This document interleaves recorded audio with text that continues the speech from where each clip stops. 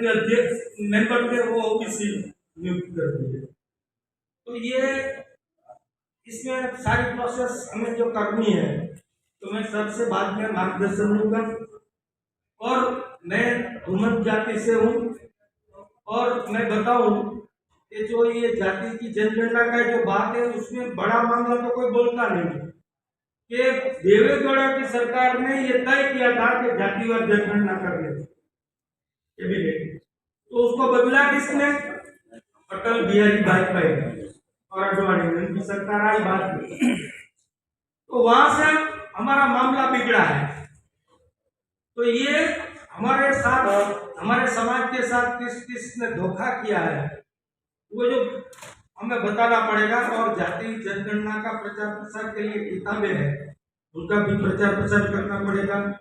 तो ये धूमत जाति के लिए जो भाई ने बताया तो मैं इनको बताऊं कि ये कर्नल वॉकर ने लिस्ट तैयार किया था सर। ये धूमत जातियों का लिस्ट कर्नल वॉकर ने तैयार किया था। तो वो लिस्ट है, वो ही असली धूमत जातियां है। दूसरी जो था वही जाति होनी चाहिए। इस बात करके मेरी बात पूरी करता हूँ। जय ओबीसी।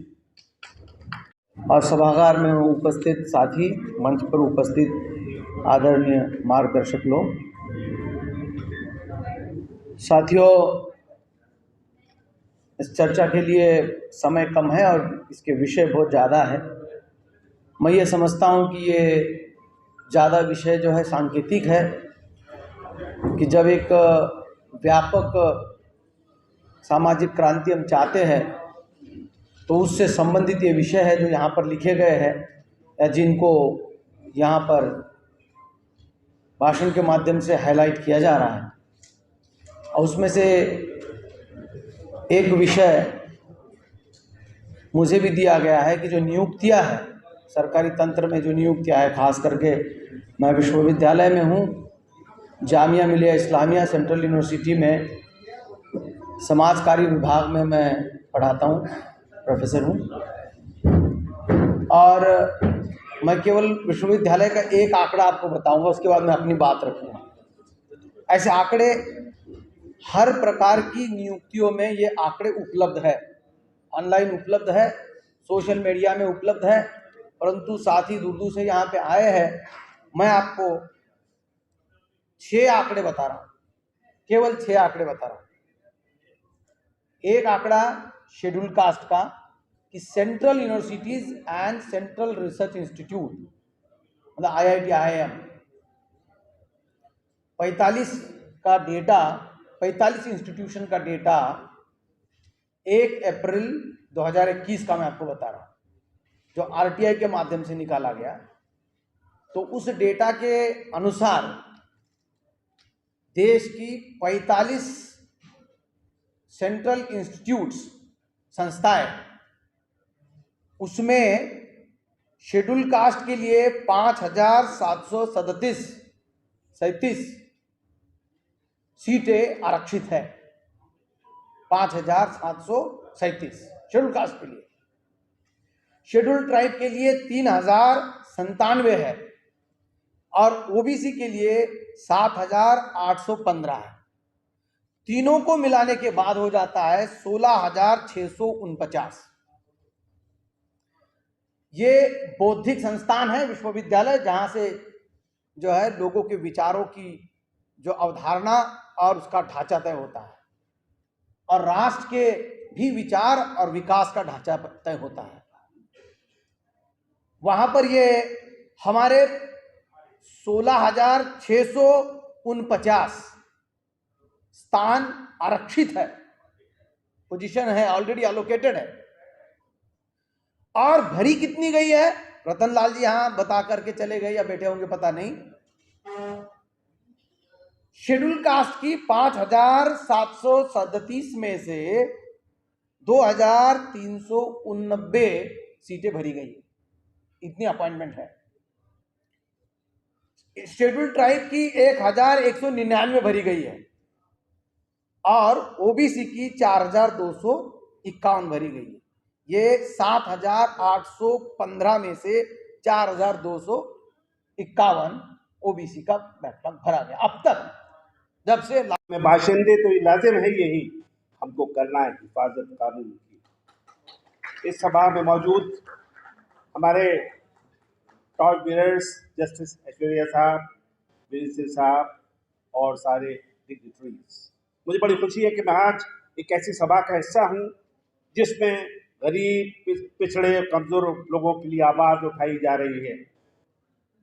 इस वक्त देश में वो ताकतें हुकूमत कर रही हैं जो मुल्क के सारे पैसे को, सारी ताकत को, सारी हुकूमत को चंद हाथों में सौंपना चाहती है। इस बात से इनकार नहीं किया जा सकता कि 1857 में एक लड़ाई ईस्ट इंडिया कंपनी से हुई और अब ये लड़ाई अडानी और अंबानी कंपनी से होनी है। इस मुल्क की जो पॉलिसीज बन रही हैं वो किसान के खिलाफ और किसान की औलाद जवान के खिलाफ है। ये बिल्कुल सही एजेंडा है। इसके हमें सोचना होगा, हमें समझना होगा कि हम कमजोर तबके में कैसे बात करें। बड़ी अच्छी बात हुई प्रोफेसर रतनलाल ने की, मिस्टर बिरदा संजय ने की कि हमें होश और जोश के साथ आगे बढ़ना है। मूल निवासी की क्या पहचान, दलित, पिछड़े, मजदूर, किसान। तो हमें सोचना होगा कि मजदूर किसान को अपॉर्चुनिटी न मिले, हम ऐसे भारत में न पहुंच जाएं जहां पर अपॉर्चुनिटी खत्म हो जाए, उसको आगे बढ़ने की अपॉर्चुनिटी ही ना रहे। कि हमें ऐसा सिस्टम नहीं चाहिए। इस मुल्क का संविधान 4 चीज़ों पर सोशलिस्ट, डेमोक्रेटिक, रिपब्लिक। ये कौन सा सोशलिज्म है कि जहां दौलत का बंटवारा ना हो और चंद लोग सारे मुल्क पे, सारी सुरतों पर कब्जा कर लें? ये कौन सा देश है सेकुलर जहां पर एक रिलीजन के लोगों को टारगेट किया जा रहा है सिर्फ धार्मिक उन्माद फैलाने के लिए? मैं ये बात कहना चाहता हूँ जो चीज़ समझ नहीं होगी, ये हिंदू मुसलमान का बैरियर जो है वो सिर्फ लैंग्वेज की वजह से है।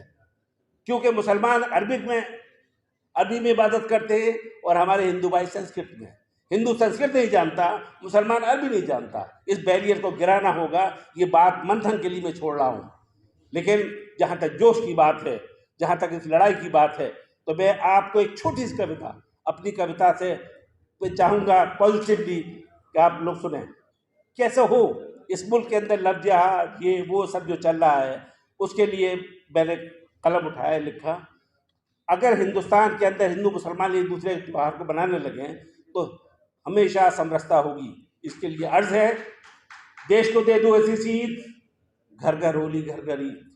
देश को दे दो ऐसी सीध, घर घर होली घर घर ईद। धर्म के अब झगड़े छोड़ो, मजहब के अब झगड़े छोड़ो, यारों प्यार के रिश्ते जोड़ो।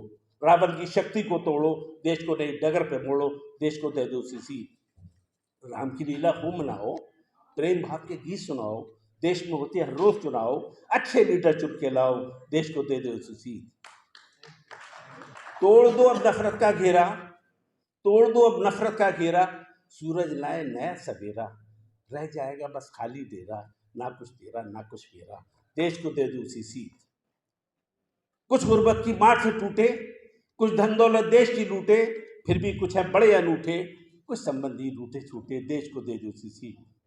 बरादरीवाद है एक बीमारी, अक्लमंद पे है मखबारी, किसान पे बनिया कैसे सवारी, तबकों में एक जंग है जारी क्लास वार।